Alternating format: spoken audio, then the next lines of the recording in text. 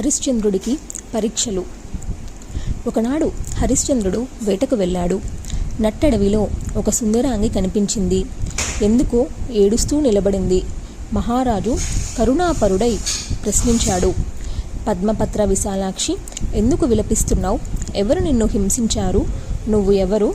ఈ విజనారణ్యంలో ఒంటరిగా ఎందుకున్నావు? నీ భర్త ఎవరు? తల్లిదండ్రులెవరు? నా రాజ్యంలో రాక్షసుడు కూడా ప్రాంగణను పీడించడానికి వీలు లేదు.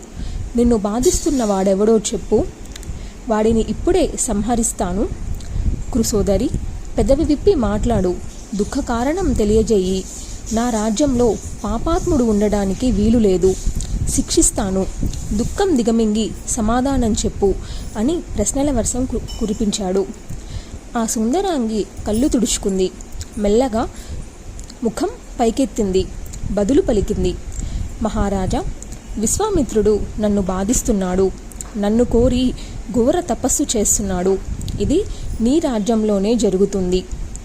తన్వి, భయపడుకో, ఊరడిల్లు. విశ్వామిత్రుణ్ణి వారిస్తాను అని ఆవిడను ఓదార్చి హరిశ్చంద్రుడు విశ్వామిత్రుడి దగ్గరికి వచ్చాడు. నమస్కరించాడు. స్వామి, ఏమిటి ఈ తపస్సు? శరీరాన్ని ఎందుకిలా కృశింపజేసుకుంటున్నారు? నిజం చెప్పండి. ఏది కోరి ఈ దీక్ష స్వీకరించారు? మీ కోరిక ఏమిటో చెబితే నేను తీరుస్తాను. ఇప్పటికి చేసిన తపస్సు చాలు. ఇక లేవండి.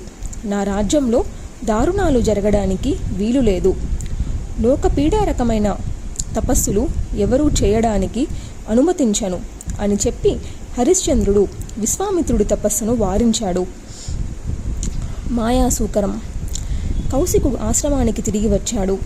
క్రోధతామ్రయ తాక్షుడయ్యాడు. వశిష్ఠుడితో వేసిన పందాన్ని స్మరించాడు. ప్రతీకారం చేయాలని బాగా ఆలోచించాడు.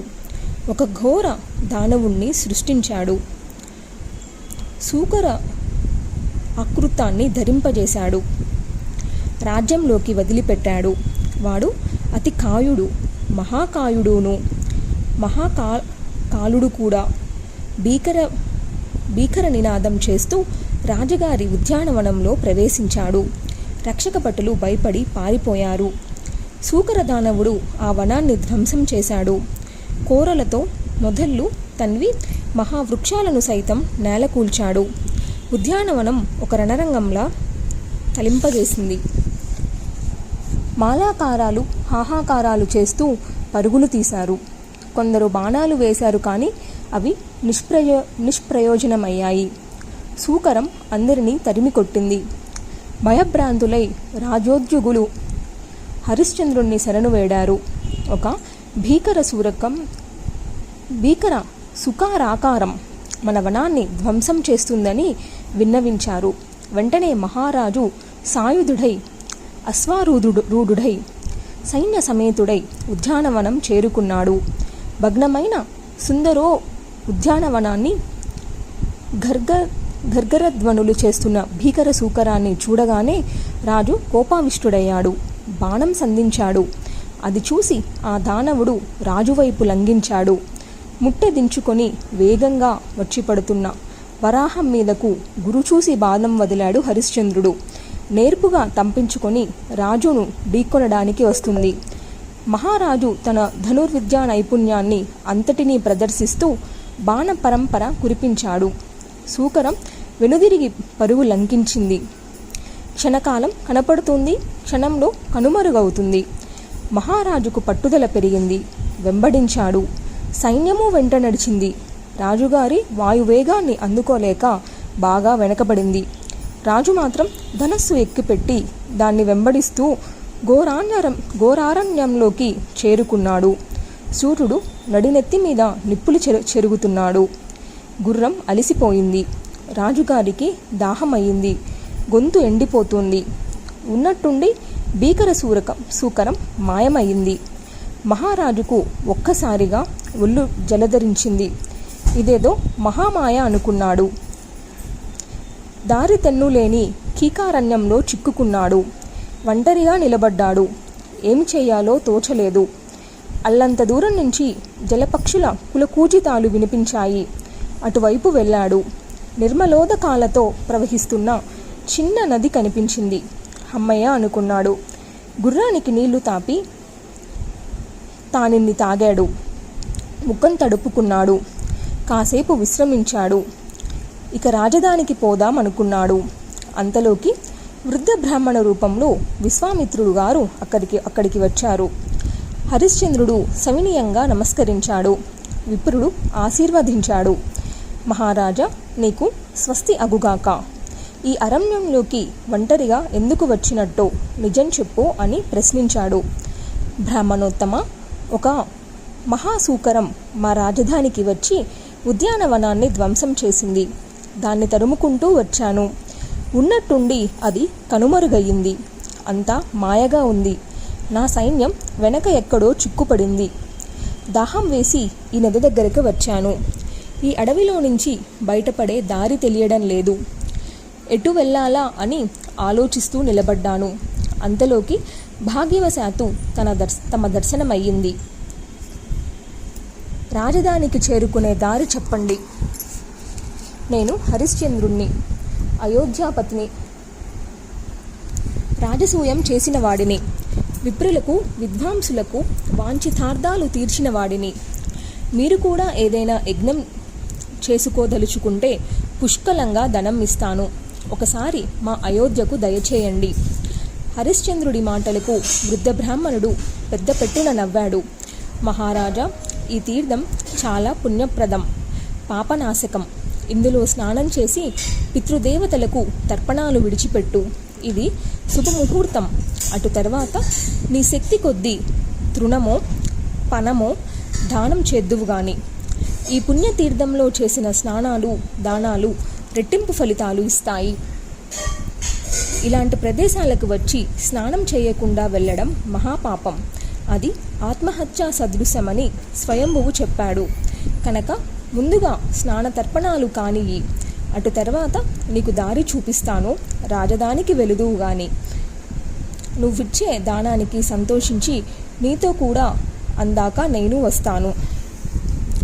హరిశ్చంద్రుడు రాజవేషం తొలగించుకొని స్నానోచితంగా నదిలోకి దిగాడు. 3 మునకలు వేశాడు. నదిలోనే నిలబడి పితృదేవతలకు తర్పణాలు విడిచిపెట్టాడు. బ్రాహ్మణుడు దగ్గరికి వచ్చి, స్వామి, దానం చేయాలనుకుంటున్నాను.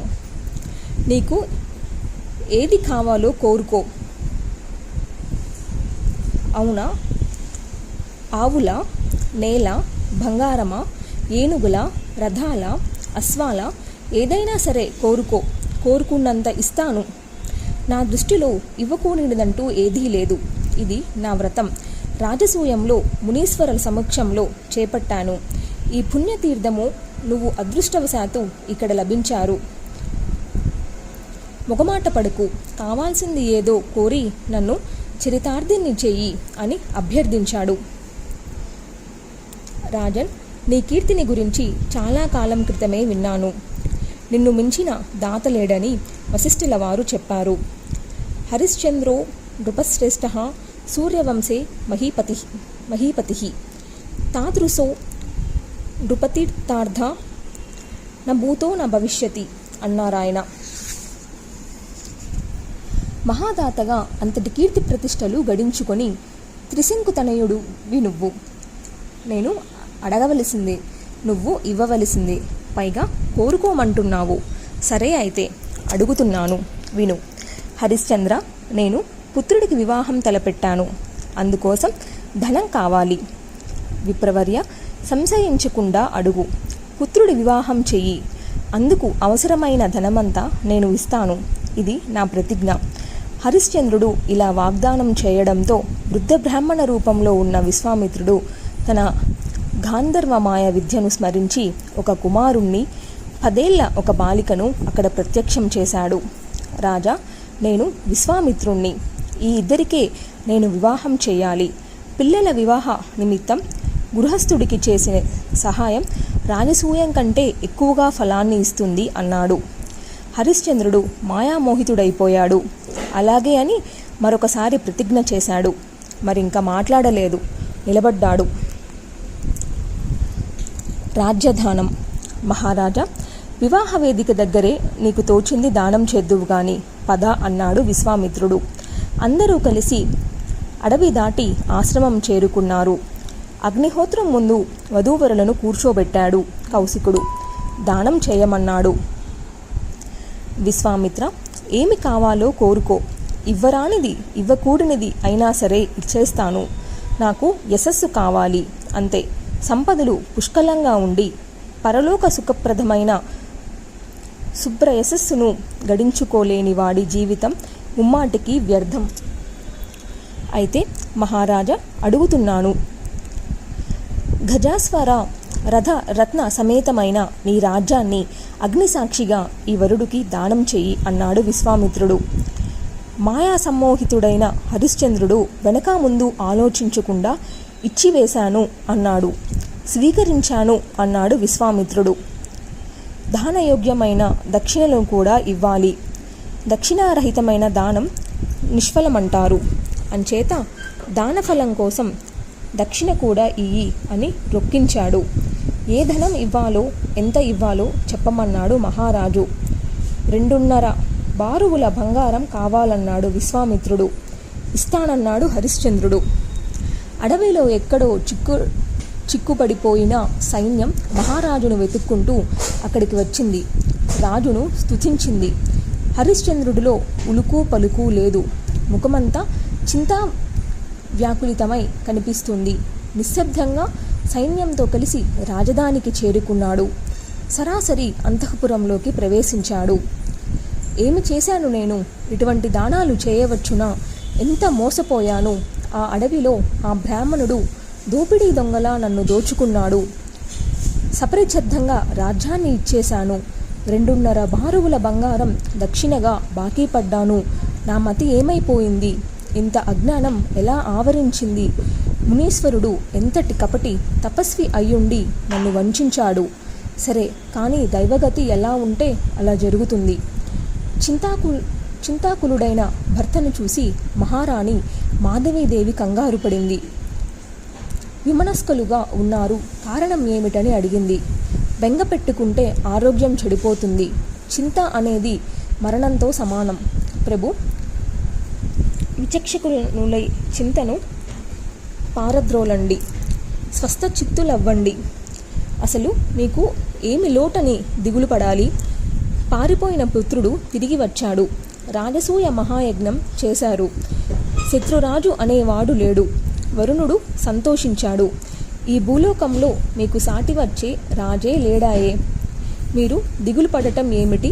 వింతగా ఉందే అంది మహారాణి. హరిశ్చంద్రుడు అంటీ ముట్టనట్టు ఏవో 2 మాటలు పలికాడు. భోజనం చెయ్యలేదు. సెయ్య మీద పడి దొర్లుతున్నాడే కానీ నిద్ర పట్టడం లేదు. అలాగే తెల్లవారింది. హంసతూలికా తల్పం దిగాడు. ప్రాతః సంధ్యాధికం పరధ్యానంగానే అయింది అనిపించాడు. విశ్వామిత్రుడు వచ్చాడని ద్వారం దగ్గర నిలబడ్డాడని ప్రతిహారి వచ్చి వినిపించాడు. అంతలోకి మహర్షి లోపలికి రానే వచ్చాడు. వస్తూనే, నా రాజ్యం నాకు ఈ బంగారం ఏది అన్నాడు. స్వామి, ఈ రాజ్యం తమరిదే. నేను విడిచిపెట్టి ఈరోజే వెళుతున్నాను. ఇంతలోకే కంగారు పడకండి. ధనాగారంతో సహా దానం చేశాను కనుక ఇక్కడి బంగారం నేను ముట్టుకోకూడదు. దక్షిణగా ఇస్తానన్న 2.5 బారువుల బంగారాన్ని మాత్రం ప్రస్తుతం ఇవ్వలేను. కాలం కలిసి వచ్చి మళ్ళీ నాకు ధనయోగం పడితే అప్పుడు తప్పక చెల్లిస్తాను. అందాక ఓపిక పట్టండి. దాన సాఫల్యం కోసం ఇవ్వాల్సిన దక్షిణయే కదా ఇది. విశ్వామిత్రుడికి ఈ మాట చెప్పి హరిశ్చంద్రుడు గబగబా లోపలికి వెళ్ళి భార్య మాధవీదేవిని, పుత్రుడు రోహితుడిని పిలిచాడు. సకల ధనరాశులతో, చతుర్విధ సైన్యాలతో తాను మహాసామ్రాజ్యాన్ని విశ్వామిత్రుడికి దానం చేశానని, మన 3 శరీరాలు తప్ప మనకు ఇంకేమీ లేవని, మనం వెంటనే రాజ్యం విడిచి వెళ్ళిపోవాలని చెప్పాడు. 3 ఉన్నపలంగా బయలుదేరారు. నిశ్శబ్దంగా కోట దాటి పాదచారులై యువతలికి వచ్చారు. ఈ వార్త నగరమంతటా గప్పుమంది. హాహాకారాలు చేస్తూ ప్రజలు వీధుల్లోకి వచ్చారు. మహారాజా, ఇదేమి అన్యాయం? ఇలా ఎందుకు చేశావు? వంచనకు గురి అయ్యావా? విధి ఎంతటి క్రూరమో కదా. విశ్వామిత్రుడు మహాతపస్వి, కరుణామయుడు, సునస్సేపుణ్ణి కాపాడినవాడు నీ పట్ల ఇంతటి దారుణంగా ఎలా ప్రవర్తించాడో, అయ్యో ఎంత దురదృష్టం అంటూ రకరకాలుగా విలపించారు. విశ్వామిత్రుడు వెనుక వైపు నుంచి గబగబా నడుచుకుంటూ వచ్చి రాజు ఎదుట నిలుచున్నాడు. హరిశ్చంద్ర, దక్షిణగా ఇవ్వవలసిన బంగారం ఇచ్చి మరీ కదులు, లేదా ఇవ్వను అనైనా చెప్పు. అలాగే రాజ్యం మొత్తం వెనక్కి తీసేసుకో. పొరపాటున దానం చేశానే అని బాధపడుతున్నట్టున్నావు అని నిర్బంధించాడు. హరిశ్చంద్రుడు దీనుడై నమస్కరించాడు. వినయంగా పలికాడు, మహర్షి, నీకు బంగారం ఇవ్వకుండా నేను భోజనమైనా ముట్టను. ఇది నా ప్రతిజ్ఞ, సరేనా అని. ఇక ఖచ్చితంగా ఉండు, నిశ్చింతగా ఉండు అన్నాడు. సూర్యవంశంలో జన్మించిన వాణ్ణి, రాజసూయం చేసిన వాణ్ణి, క్షత్రియుణ్ణి, వాంఛితప్రదుడు అని ప్రజల్లో ప్రసిద్ధికెక్కిన వాణ్ణి మాట తప్పుతానా? ఇది నాకు రుణం లాంటిది, తప్పకుండా చెల్లిస్తాను. కాకపోతే కొంచెం వ్యవధి కావాలి. ధనం సమకూడేదాకా వేచి ఉండమని అడుగుతున్నాను అంతే. రాజా, నీకిప్పుడు ధనం ఎలా వస్తుంది? ఎక్కడి నుంచి వస్తుంది? రాజ్యం లేదు, కోశం లేదు, సైన్యమన్నా లేదు. ఎలా సంపాదిస్తావు? 2.5 బారువుల బంగారం అంటే మాటలా? అసంభవం. అనవసరము, అసాధ్యము అయిన ఆశలు పెట్టుకోకు. లోభంతో నిర్ధనుణ్ణి పీడిస్తున్నాడు అనే అపకీర్తి నాకు కట్టబెట్టకు. అంచేత ఇవ్వలేను అని ఒక్క ముక్క చెప్పే, ఆశ వదులుకొని వెళ్ళిపోతాను. నిన్ను పల్లెత్తు మాట అంటే ఒట్టు. భార్యాపుత్రులతో స్వేచ్ఛగా జీవిద్దువు గాని. మహర్షి, ధైర్యంగా ఉండు. ఇస్తానన్నది ఇచ్చి తీరుతాను. నా శరీరం ఉంది, భార్యాపుత్రులు ఆరోగ్యంగా ఉన్నారు. మమ్మల్ని మేము అమ్మేసుకనైనా నీ రుణం తీరుస్తాను. అంతగా ఉపకారం చేయాలని నీకుంటే ఏ వారణాసిలోనో మమ్మల్ని కొనుక్కునే వాళ్ళని ఎవరైనా చూపించు. అతడికి దాస్యం చేస్తాము. ఆ సొమ్ముతో నీ బంగారం నువ్వు పొందుదువు గాని, సంతృప్తి చెందుదువు గాని. హరిశ్చంద్రుడు ఇలా పలుకుతూనే నడక సాగించాడు. భార్యాపుత్రులు వెంట నడిచారు. కొన్ని రోజుల పాటు ప్రయాణం సాగింది. పార్వతీ సహితుడై పరమేశ్వరుడు కాపురం ఉండే వారణాసిని చేరుకున్నారు. ఆ నగరాన్ని చూడగానే హరిశ్చంద్రుడి మనస్సు ఊరడెళ్ళింది, ఆహ్లాదపడింది. కృతార్థుణ్ణి అయ్యాను అనుకున్నాడు. భాగీరథిలో స్నానం చేసి దేవతలకు తర్పణాలిచ్చాడు. విశ్వనాథుడి దర్శనం చేసుకున్నాడు. ఇది మానవుల కోసం మానవులు నిర్మించింది కాదు, పరమేశ్వరుడి సొత్తు అనుకుంటూ నగర సౌందర్యాన్ని చూస్తూ పురప్రవేశం చేశాడు. విశ్వామిత్రుడు ఎదురుపడ్డాడు. దక్షిణ మాట ఏమిటి అన్నాడు. హరిశ్చంద్రుడు వినయంగా నమస్కరించాడు. మహానుభావ, ఇదిగో నేనున్నాను. ఇదిగో నా కుమారుడు, నా భార్య. ఎవరిని కావాలంటే వారిని స్వీకరించు. దాస్యం చేయించుకో. సరిపోదు అనుకుంటే 3 తీసేసుకో. ఇంతకన్నా ఇప్పటికి నేనేం చేయగలిగింది లేదు, చెప్పగలిగింది లేదు అన్నాడు. హరిశ్చంద్ర, అప్పుడే నెల గడిచిపోయింది. అలనాడు నాకిచ్చిన వాగ్దానాన్ని ఒకసారి గుర్తు తెచ్చుకో. నీకు శుభం కలగాలనే నా ఆకాంక్ష. మహర్షి, అప్పుడే నెల అయిందా? తెలియలేదు సుమా. పోనీలే, మరొక్క నెల ఓపిక పట్టు. సరే, మరొక్క నెల గడువు ఇస్తున్నాను, అప్పుడు వస్తాను. ఇవ్వకపోయావో శపిస్తాను అనేసి విశ్వామిత్రుడు వెళ్ళిపోయాడు. హరిశ్చంద్రుడు తీవ్రంగా ఆలోచించాడు. ఎలా? ఈ అప్పు తీర్చడం ఎలా? ఏ మార్గమూ కనిపించడం లేదు. పోనీ ఆదుకుంటారంటే అంతటి సంపన్నులైన మిత్రులు ఏరి? యాచనకు దిగుదామంటే ప్రతిగ్రహం పరమనీచం. అదీకాక ధర్మశాస్త్రాలు క్షత్రియులకు చెప్పిన 3 వృత్తులలోనూ అది లేదు. ప్రాణాలు వదిలేద్దామా అంటే అప్పు తీరలేదు కనుక బ్రాహ్మణుడి సొమ్ము తిన్నవాణ్ణి అవుతాను. అది మహాపాపం.